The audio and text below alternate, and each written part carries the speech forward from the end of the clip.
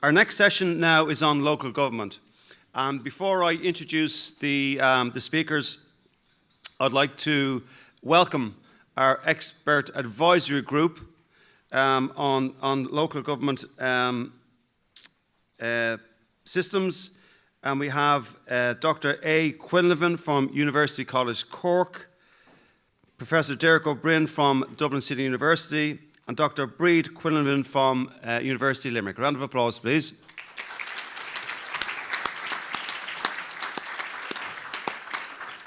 And we have a deliberative democracy specialist in Dr. Jane Souter from Dublin City University, who's at the end of the hall. Thank you, Jane. A round of applause as well, please.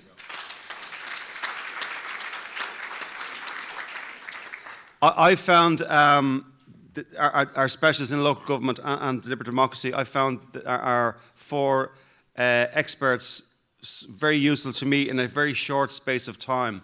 So I would encourage you to, at a coffee break, by the water cooler, any moment you can get to speak with Derek, Breed, and Jane, and you know, be curious about your thoughts on either deliberative democracy or on local authority and how it works. They have all the answers, and we're going to learn from them. And by the end of this process, we want to become experts in this area, not as qualified as the doctors and professors we have in the room, but certainly we want to have a really deep understanding to make the decisions that we've got to make. So I do really encourage you to engage as best you can with our EAG. First up then, we have a broad introduction and overview of the current arrangements, really, how did we get here? So it gives me great pleasure to introduce you to Dr. Aodh Quinlivan and Professor Derek O'Brien. Thank you.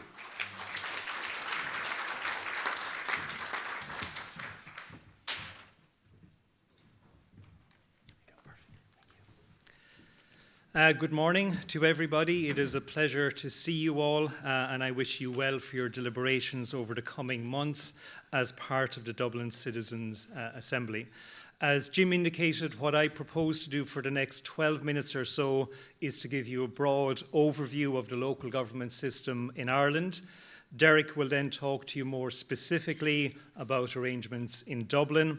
And in the afternoon at 4 o'clock, I think, we have a session where we can delve a little deeper into some of the issues raised and have a Q&A session as well. To start with the cover slide here, many academic writers have referred to local government in Ireland as the Cinderella of our political system. And what they are getting at here is the notion that local government is undervalued and underappreciated, and that it has suffered undeserved neglect over the years. I think all of this is true, by the way, but there is also an optimistic element to the story, of course, in terms of Cinderella being lifted from obscurity to a position of power and significance. And I will return to this optimism at the end of my presentation. So, structurally, the system of local government in Ireland is quite straightforward. We have a single-tier system with 31 local authorities. So within this system then there are 3 city councils in Dublin, in Cork and in Galway. There are combined city and county councils in Waterford and Limerick. In other words, the city and county councils there have merged. And then we have 26 county councils, 3 of which are in Dublin. We are unusual then in Europe in not having a lower tier of local government at the town or municipal level. So in 2014, we abolished our town councils. And comparatively speaking, we have very little local government in Ireland, very few councils and very few councillors. So to put that in perspective, since the end of the 19th century, we have reduced from over 600 councils down to 114, and since 2014, now down to 31. So with the abolition of town councils in 2014, understandably, the number of councillors also fell. So we went from 1,627 down to 949 across the country. So our ratios in terms of councils to citizens, and indeed councillors to citizens, are large. And you can argue that our system over the years has become less and less local, which of course is an important concept in local government. And there is a link here to a newspaper article on the right that I wrote in 2019 about this, which we can of course share with you. Another aspect where we differ from the norm is that local government, though recognised in our constitution, is not protected in our constitution. So in 2013, the Council of Europe slammed Ireland for its lack of constitutional protection for subnational government and claimed that it was indicative of a fundamental lack of respect for local government. So, for example, that same year, 2013, you might recall, it was not possible to abolish Seanad Éireann, arguably a marginally relevant, elitist and indirectly elected institution. It could not be abolished without reference to the people by way of a referendum. Yet a year later, a whole tier of local democracy and 80 directly elected councils were abolished with no reference to the people. So I refer back to the idea of Cinderalla and basic neglect. Turning to local elections, we have a 5-year cycle, and local elections are held on the same day as European Parliament elections, and often a referendum is thrown in as well for good measure. The safeguarding of these elections every 5 years is in the Constitution since 1999. Prior to that, central government postponed local elections on 15 occasions, another sign of lack of respect. The last local elections in 2019 only had a 50% turnout across the country. The next elections will be in 2024 and, of course, might mark the first contest for a directly elected mayor in Dublin. Unfortunately, Dubliners did not vote in any great numbers in 2019.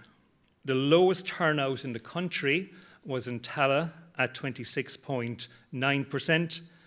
Blanchardstown, Mulhuddart recorded a figure of 30%, and the overall turnout across Dublin was disappointing, with only 2 electoral areas out of 31 reaching the national average of 50%. The number of seats, by the way, on our councils is determined by central government, and there is an argument that city and urban areas generally are underrepresented. Lord mayors in the cities or mayors in the counties are elected annually from amongst the councillors themselves. For example, Fingal County Council has 40 elected members. Every year they elect a new mayor, and the current incumbent is Councillor Shana O'Rodig. And the mayoralty currently is largely a ceremonial role. In the months ahead, of course, you will be discussing changing to a model of a mayor elected directly by the people for a 5-year term of office and with a range of powers that extend beyond the ceremonial. Speaking of which, historically, Irish local authorities have been responsible for a very narrow range of functions, with only minor responsibilities in areas like education, health, transport, policing, and tourism. In other words, in Ireland, central government does a lot of things which in most other countries are left to the local councils. As such, our system is highly centralised. We usually rank 38 out of 39 in the International Local Autonomy Index, battling it out with Moldova for the dishonour of having the least autonomous local government system. The transfer of powers and functions from central government to local government in Dublin is a major part of your brief. Inevitably, this links to finance. To put it simply, as a country, we do not invest much money into the local government system. If you look at local government spending as a percentage of total governmental spending, it is typically around 8%. The European Union average is 23%. In Denmark, it is 64%. In the post-2008 recession, local government suffered more than any other part of the public sector, losing a quarter of its staff and seeing its budgets decimated, and it has not fully recovered from that position. Individually then, local authorities are funded through a combination of central government grants and local sources. Sources of local revenue are low by international standards, but are increasing, and a local property tax is part of that story. Clearly, the autonomy of local government is enhanced if it has more control of its own revenue streams. Also, the devolution of functions from central to local government cannot be divorced from a conversation about finance. I want to finish on the internal workings of the system, an important topic in light of the purpose of this assembly. Our councillors are part-timers elected for a 5-year term. They have what are called reserved powers. The administrative side is headed by a chief executive, such as Frank Curran here in Dunleer Rathdown County Council, and he has executive powers. And in simple terms, the councillors are responsible for policy, and the chief executive is responsible for implementation of policy and the day-to-day administration of the council. This is black and white in the law.